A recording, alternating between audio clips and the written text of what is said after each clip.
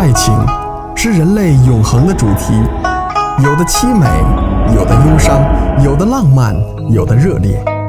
一段爱情可以讲述着流传很久很久的故事，一段爱情可以描绘出让人刻骨铭心般的情感，一段爱情也可以演绎出一则成语。人面桃花就是一则有着优美爱情故事的成语。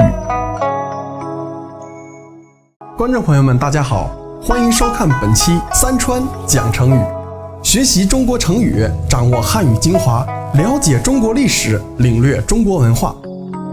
在中国的唐诗中有这样一首诗词，脍炙人口，很受读者的喜爱。诗词是这样写到的：去年今日此门中，人面桃花相映红。人面不知何处去，桃花依旧笑春风。人面桃花就是我今天要给大家介绍的成语。我刚才朗诵的诗词名字叫做《题都城南庄》，作者是距今天1000多年前中国晚唐时期的一位出身于书香世家、天资纯良、才情俊逸的书生，名字叫崔护。爱情是文学作品中永恒的主题，在唐诗中描写爱情的诗句也很多，有的凄美，有的悲伤，有的含蓄，有的热烈，但这首诗却流传很广，至今仍有不少人能够吟诵。然而很多人可能只知道这首诗非常的美，但却并不知道这首诗中讲述了一段感人的爱情故事，而诗词的作者崔护又恰恰是故事的主人公。故事发生在一年的春天，桃红柳绿，莺歌燕舞，蝶舞蜂飞，春意袭人。已经读了一上午书的崔护看着窗外，深深地被春天的气息所感染，于是放下书本，兴致勃勃地走出家门，到城外欣赏春色。读书不知春意浓的崔护此时感到身心清爽，不知不觉地离城已远。他忽然觉得有些腿酸口渴，便想找一处乡野农家歇歇脚，讨些水喝。崔护望见不远的山坳处，在一片桃花掩映中露出了一间小茅屋。他沿着桃林间的小路往里走，走到了这间简朴雅致的院落。走进柴门，崔护敲敲门，高声说道：“小生踏春路过，想求些水喝。”此时吱呀一声，房门打开，走出一位妙龄少女。这少女布衣淡妆，眉目中透露出一股清雅脱俗的气质。少女看崔护仪表堂堂，文雅轻辱，热情地将她引入草堂落座，倒了一杯茶送到了崔护手上。崔护见少女不失胭脂的打扮，素净的布衣更衬托出少女的纯真和灵秀。一时间，崔护居然看得有些发呆。少女似乎察觉了崔护的心意，随即垂下了眼帘，几分害羞，把他点缀得更加楚楚动人。崔护礼貌地接过茶杯，客气地询问少女的姓氏和她的家人。少女淡淡地说：“我叫酱娘，随父亲一起居住在这里。”眼见着太阳即将落山，崔护只好起身，恋恋不舍地向少女辞别。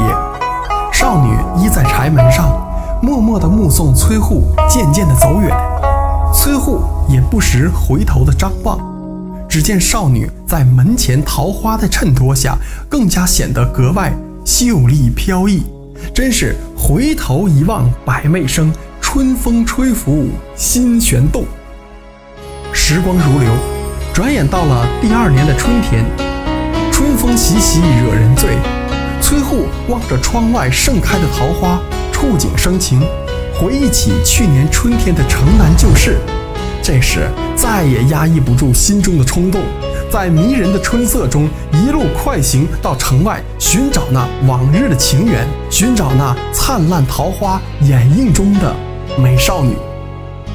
崔护找到了去年那栋茅舍，但见一见如故，坐落在院落，里面却寂静无声，他隔着竹篱笆高声问道：“小生踏春路过，想求些水喝。”他重复着去年的话，盼望着去年的那一幕能再次上演。可许久不见少女出来开门，崔护再一看，茅舍上静静地挂着一把铜锁，这说明主人已经不在这里了。火热的心顿时凉了大半。崔护无奈地坐在门前，等待着意中人的出现，但是仍然不见将娘的身影。最后他取出笔墨，在房门上写了一首诗。这首诗就是节目开头的那首《题都城南庄》。去年今日此门中，人面桃花相映红。人面不知何处去，桃花依旧笑春风。崔护回家后，心里一直放不下来，将娘美丽的身影总是出现他的脑海里。他实在忍受不住相思之苦。几天之后，他再度前往城南寻找将娘。这次走到门口，却听到了里面传来的哭声。叩门询问，这时有位老汉走了出来：“你是崔护吧？”老汉怎么会知道自己？崔护有些诧异，他点头称：“晚生就是崔护。”老汉一听，悲从中来，哭着说：“你害了我的女儿啊！”崔护不知道这是怎么回事。老汉哭着诉说：“我的女儿自去年春天见了你，日夜牵肠挂肚，只说你若有情，必定会再度来访。他朝思暮想，等了一天又一天，春去秋来，总不见你的踪影，已经很失望了。前几天到亲戚家小住，回来后见到你写的诗，痛恨自己错失良机，以为今生今世再也见不到你，愁肠百结，就一病不起。”听了这番哭诉，崔护一时的惊得不知所以。他奔入室内，抱住将娘，声嘶力竭地哭喊。将娘慢走一步，崔护随女而来。崔护一边摇晃着将娘，一边大声哭喊，泪水流满了将娘的面庞。也许是崔护的精诚感动了苍天，也许是他的真情唤醒了将娘的心。这时将娘居然慢慢地苏醒过来，她双目微睁，认出了崔护，扑向崔护怀里，两人相拥而泣，互诉着衷肠。爱情的力量是伟大的，相爱的人总是有缘相聚。崔护后来娶了将娘这么一位情深意切、贤淑美惠的娇妻。将娘勤俭持家，孝顺公婆，和睦亲邻，使得崔护心无旁骛，专心学习功课，学业日益精进。后来崔护赴京赶考，获得了进士及第，被朝廷委以重任，仕途一帆风顺。在将娘的帮助下，崔护为官清正，政绩卓越，深受百姓的爱戴。而这传奇的桃花情缘也流传开来，成了千古佳话。这段传奇的故事后来演化成了成语“人面桃花”，用来比喻男子怀念一见钟情，后来却久久不能相见的女子。感谢收看本期三川讲成语，我们下期再会。